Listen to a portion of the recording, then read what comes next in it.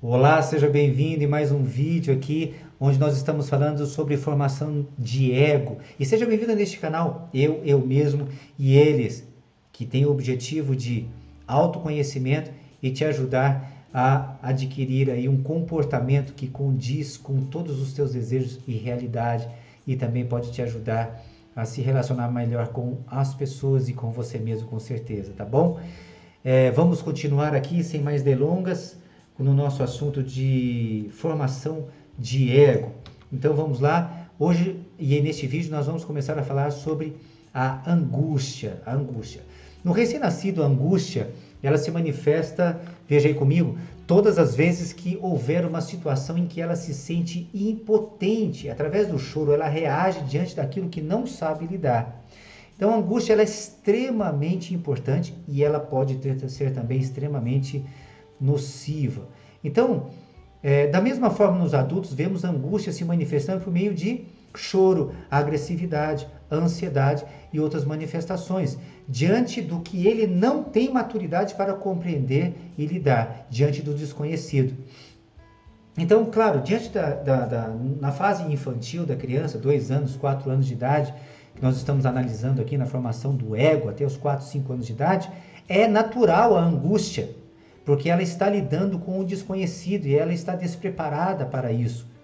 Mas já no adulto, o natural é que a angústia seja algo que nós já vamos ver daqui a pouco, que saiba lidar, ou seja, a partir de vivências e de experiências passadas, eu vou formando uma capacidade, uma maturidade, um desenvolvimento do meu ego para lidar com as ameaças do futuro.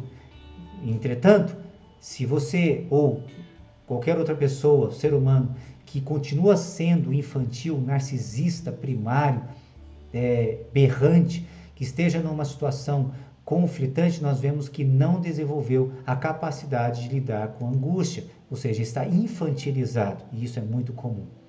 Então, baseado nisso, vamos analisar o seguinte: a angústia sempre será mais intensa e até mesmo pode ser patológica. Patológica quando? Quando gera ansiedade, síndrome de pânico, medo e outras formações reativas do sofrimento que é fruto de uma imaturidade e impotência para entender ou compreender alguma situação iminente. Então, na criança não gera patologias, por quê? Porque ela está dentro dessa fase e o aparelho psíquico, ele vai estar lidando dentro dessa fase natural de ansiedade. Mas já no adulto, quando ele não tem essa capacidade formada, ele vai ficar doente, ele vai ter somatização no corpo, vai ter somatizações crônicas, agudas e psíquicas, porque ele não sabe lidar com estas angústias. Então, quando a criança se sente amada, e isso é muito importante a gente entender, protegida, segura, ela vai aprender a usar recursos internos e externos para eliminar essas tensões geradas pela frustração da vida. E quando o adulto não se sente amado, quando se sente desprotegido, inseguro, novamente, estamos dentro de um comportamento infantilizado. E isso é o que mais nós temos, lidar com adultos infantilizados em posições de liderança, em empresas grandes, em posições e cargos de altíssimo poder de influência. Nós vemos muito pessoas que não sabem lidar com as angústias, se sentem desamadas, se sentem desprotegidas, inseguras, medo, pânico. Você deve conhecer um CEO, você deve conhecer políticos, você deve conhecer pessoas dentro de posições que se sentem assim. Isso é muito grave e gera muito conflito, e muito conflito também de relacionamento. Então, já quando é rejeitada, agredida, ameaçada e abandonada, se desenvolve essa criança, né? Se desenvolve com anomalias de comportamento diante das angústias, se tornam adultos fracos, medrosos, inseguros, passivos, paralisados diante de desafios da vida. Você é uma pessoa que se sente paralisado? Você é uma pessoa que se sente tímido, introvertido?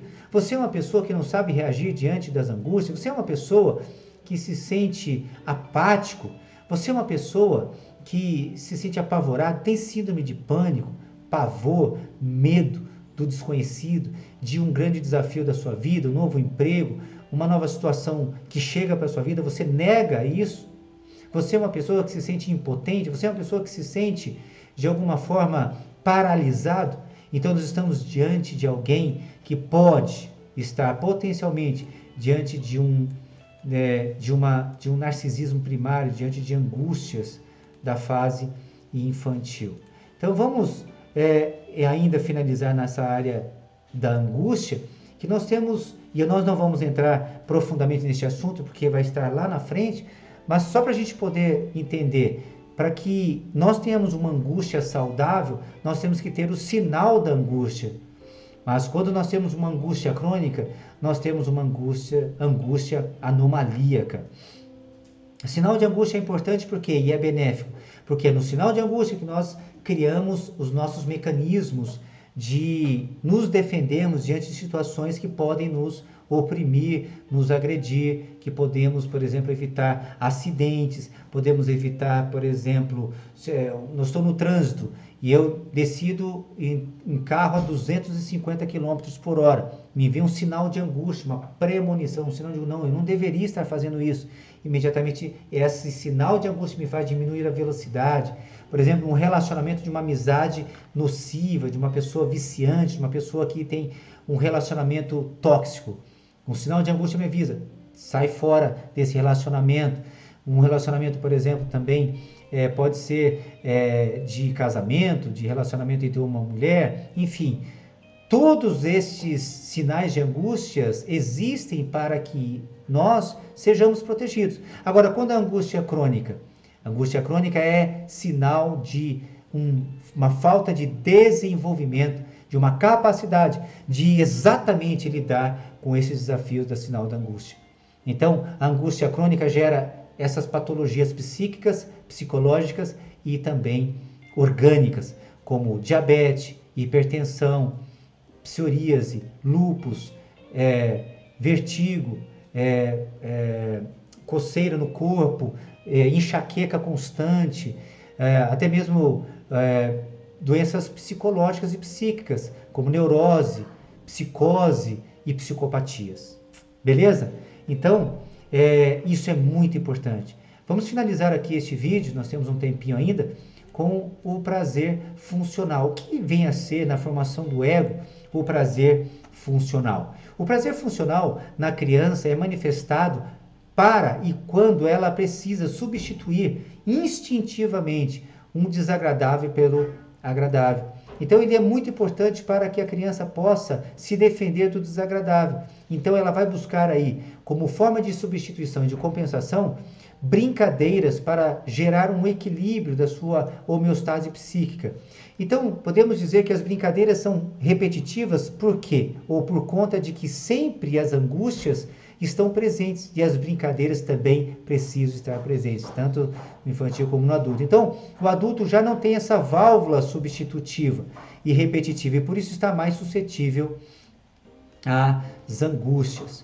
Então, nós podemos entender que a criança quer, a minha pergunta é, por que as crianças querem repetir a mesma brincadeira inúmeras vezes? Por que a criança busca essa repetição? Porque a criança sempre está buscando uma compensação pelos desagradáveis que são gerados na sua vida, pelas angústias, pelos constrangimentos e pelas próprias privações que os seus pais impõem, que a vida impõe sobre elas. Então ela busca essa compensação. Já os adultos não têm essa capacidade. Eles não têm capacidade de criar brincadeiras, de criar o agradável. Vai se perdendo e vão se tornando pessoas angustiadas, mal-humoradas, pessoas que são incapazes de gerar o agradável. Ela só vive dentro do vício do desagradável. Então esse comportamento dentro da criança é uma capacidade funcional de compensação e substituição, como eu já disse, que os adultos não possuem. Então, nós podemos dizer que no caso dos adultos, por causa dessa insatisfação constante, eles evitam a repetição e sempre estão buscando novos objetos de prazer. Então, o marketing ele se aproveita disso. Sempre, a cada 6 meses, um celular novo, a cada 6 meses, um carro novo. Tem um carro, passa 2.000 quilômetros, 5 meses, já está insatisfeito com o carro, insatisfeito com o celular, insatisfeito com a casa, insatisfeito com a mulher, insatisfeito com o homem, insatisfeito com a roupa, insatisfeito com tudo. Isso se torna um ciclo vicioso e o adulto vai substituindo por novos objetos. Já a criança não, ela tem uma capacidade extraordinária de se manter no mesmo objeto, satisfeita, assistindo o mesmo desenho várias e várias vezes, sempre satisfeito com aquele objeto. E ela vai crescendo e vai substituindo. Se o adulto tivesse essa capacidade, seria muito mais satisfeito. Então nós podemos finalizar esse vídeo dizendo o seguinte: as crianças se beneficiam da satisfação por pequenas coisas e por mais tempo. Elas não têm a necessidade de buscarem novos objetos de prazer. Isso é tão legal. Num relacionamento, por exemplo, as crianças são satisfeitas em terem os pais. As crianças não querem objetos que os pais trazem. Muitos pais, por entenderem de forma contrária, antagônica a esse princípio chamado, olha só, aqui se chama o prazer funcional, o que os pais fazem? Os pais querem sempre trazer novos presentes para as crianças. Não, meu filho vai ficar feliz, vai ficar satisfeito. Eu vou substituir essa insatisfação dele por me querer por um presente novo, um carrinho novo, um celular novo, um play novo, enfim. Então os pais ficam substituindo objetos porque eles têm no conceito dele essa insatisfação constante e troca e substituição de objetos. Mas a criança não, ela quer o pai, ela quer a mãe, ela não quer substituir o prazer de estar com o pai por um outro objeto. Ela quer estar com o mesmo pai todos os dias, com a mesma mãe todos os dias, com o mesmo irmão todos os dias. Então, isso é exemplificado e contextualizado, e evidenciado, comprovado com a criança assistindo o mesmo desenho 10 vezes, 20 vezes, 30 vezes. Então você pode ter certeza que a criança se satisfaz com você. Você não precisa substituir isso. Não substitua você por um objeto, por um brinquedo.